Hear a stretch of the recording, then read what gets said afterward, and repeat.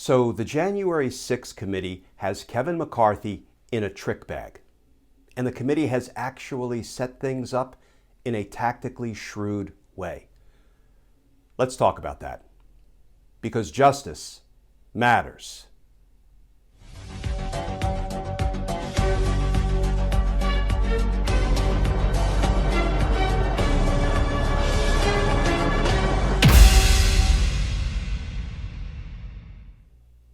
Hey all, Glenn Kirshner here. So it's been largely radio silence over the past few days since the January 6th committee investigating the insurrection subpoenaed some of its own, members of Congress, Kevin McCarthy, Jim Jordan, Mo Brooks, Scott Perry, Andy Biggs. But we just got a few little breadcrumbs, a few justice morsels from some new reporting by Axios. Headline, More Bombshells for January 6th Committee Before June Hearings. And that article begins, the January 6th Committee may seek testimony from additional lawmakers as soon as next week, ahead of blockbuster TV hearings that kick off next month, Axios has learned. Chiefs of staff and other aides to members of the House Select Committee were told Friday on their weekly call with committee staff to brace for more bombshells ahead of the June 9 start to public hearings, according to two sources on the call. The briefers did not say which lawmakers will be contacted or whether they intend to issue more subpoenas, the sources told Axios. The January 6th committee declined to comment. And I find that interesting because the January 6th committee has been commenting a lot. Whether it's Representative Benny Thompson, the chairman of the committee, Representative Liz Cheney, the co-chair of the committee, Representative Jamie Raskin, or the others. But they declined to comment about this. The committee created a major stir when, on Thursday, it issued subpoenas to 5 House Republicans, including 2 of the GOP's top brass, House Minority Leader Kevin McCarthy and the Judiciary Committee's ranking member Jim Jordan. Members haven't said how they would enforce those subpoenas.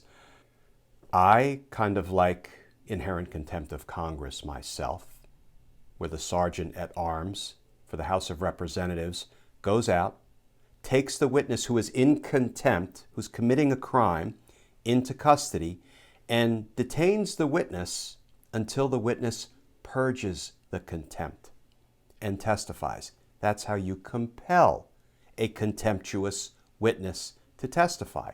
And in fact, there are 4 perfectly good jail cells at U.S. Capitol Police Headquarters at 119 D Street, Northeast Washington, D.C., ready to receive congressional guests. But I digress.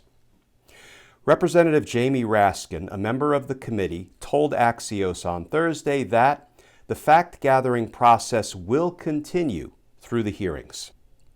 And then the Axios article reminds us that Chairman Benny Thompson has said previously that they also have some GOP senators in their sights for testimony, not just representatives. So McCarthy and the others are in a trick bag. They have information about the crimes of Donald Trump. There is no two ways about that. Do they conceal that information by defying these congressional subpoenas? Because if they do, they are committing the crimes of accessory after the fact by assisting Donald Trump in getting away with his crimes. They're committing the crime of misprision of a felony, concealing information from the authorities about the federal crime of another, and they're committing the crime of contempt of Congress by defying the subpoena. Or do they testify, comply with the subpoena, testify, and just lie about Donald Trump's crimes? Well, that still gets them those first 3 crimes I just discussed, but we would add to it a perjury charge, more precisely a false statements charge, in violation of 18 United States Code 1001? Or do they comply with the subpoena, testify and tell Congress about Donald Trump's crimes. Testify truthfully. That's what they should do. That's their only legitimate way out of this trick bag.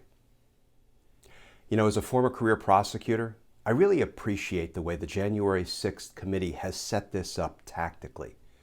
You know, basically they've put McCarthy and the others in a position where they have to put up or shut up. And if they put up, they incriminate Donald Trump. And if they shut up, they commit any number of federal felonies. You know, it's almost as if the Chief Investigative Counsel for the January 6th committee is a former RICO prosecutor. Oh wait, he is. And he also happened to be one of the best RICO prosecutors we had at the DC U.S. Attorney's Office. Stay tuned, folks, because this could get really good. Because justice matters. Friends, as always, please stay safe, please stay tuned, and I look forward to talking with you all again tomorrow.